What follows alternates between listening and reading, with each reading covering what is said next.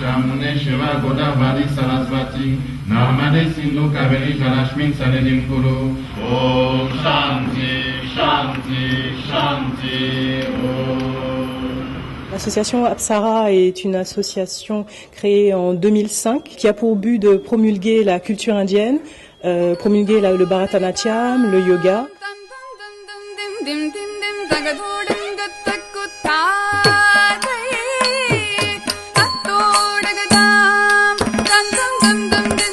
Apsara, c'est une danse traditionnelle du sud de l'Inde qu'on appelle le Bharatanatyam, qui a environ 200 ans d'histoire et qui est religieuse, ainsi que du Hatha Yoga. Le yoga, pour sa part, a presque 5000 ans. On pratique tous les aspects du yoga à Apsara.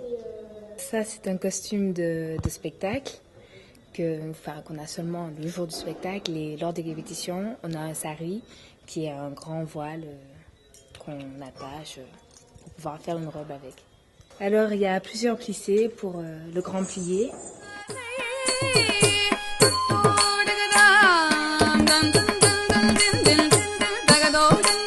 Le Bharatanatyam, c'est une forme de yoga rythmique.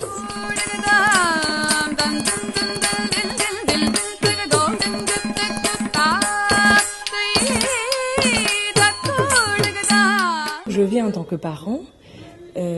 Je les vois, je vais en répétition, je les aide à s'entraîner. Depuis 3 ans maintenant, Consuelo me demande ma contribution en participant à l'écriture des spectacles. Parce que depuis quelque temps, elle tient à ce qu'il y ait un côté pédagogique et éducatif du public, ce qui fait qu'elle explique beaucoup au niveau des danses. C'est intéressant que le public puisse comprendre ce qui se passe, puisse suivre l'histoire pendant la danse. C'est une danse religieuse.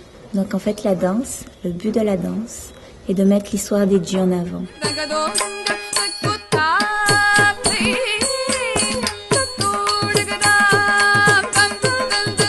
On apprend tout ce qui est mudra, Dieu. C'est presque comme si on était dans un libre service et qu'on choisissait l'énergie qui nous permettait d'aller vers Dieu, ou bien peu importe comment on l'appelle. Et avec le temps, c'est ce que je souhaite pour mes élèves, j'espère qu'ils comprendront que elles ne sont que des outils, qu'il faut mettre leur ego de côté, leur envie de côté, leur attente de côté pour rentrer dans la danse, pour être la danse.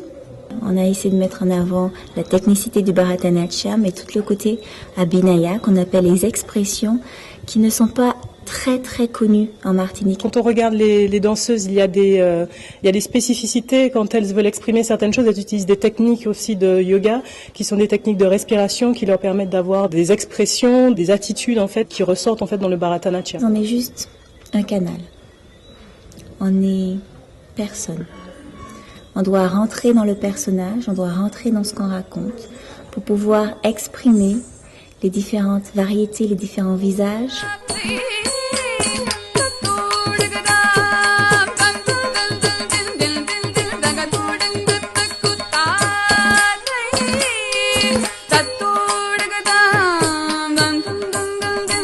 Un soleil avec 9 planètes et la lune. Quand on danse, la lune regarde le soleil et on apparaît sur les pieds.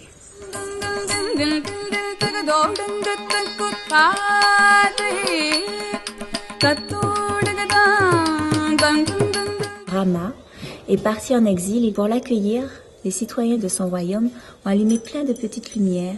Ça symbolise le nouvel an tamoul.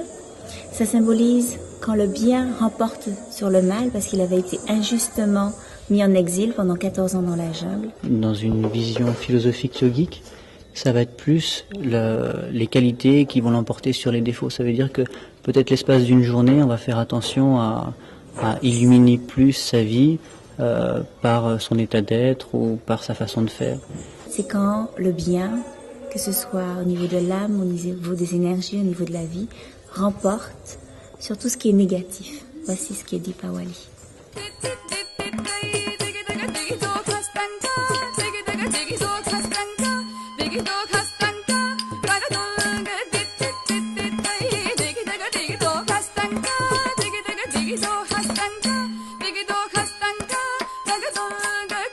fait du yoga et du Bharatanatyam. Je pense que le yoga est complémentaire au Bharatanatyam. Je pense que quand on veut vraiment aller au fond du Bharatanatyam et exprimer certaines choses, le yoga nous permet de contrôler notre corps, maîtriser le corps, maîtriser ce qu'on veut exprimer.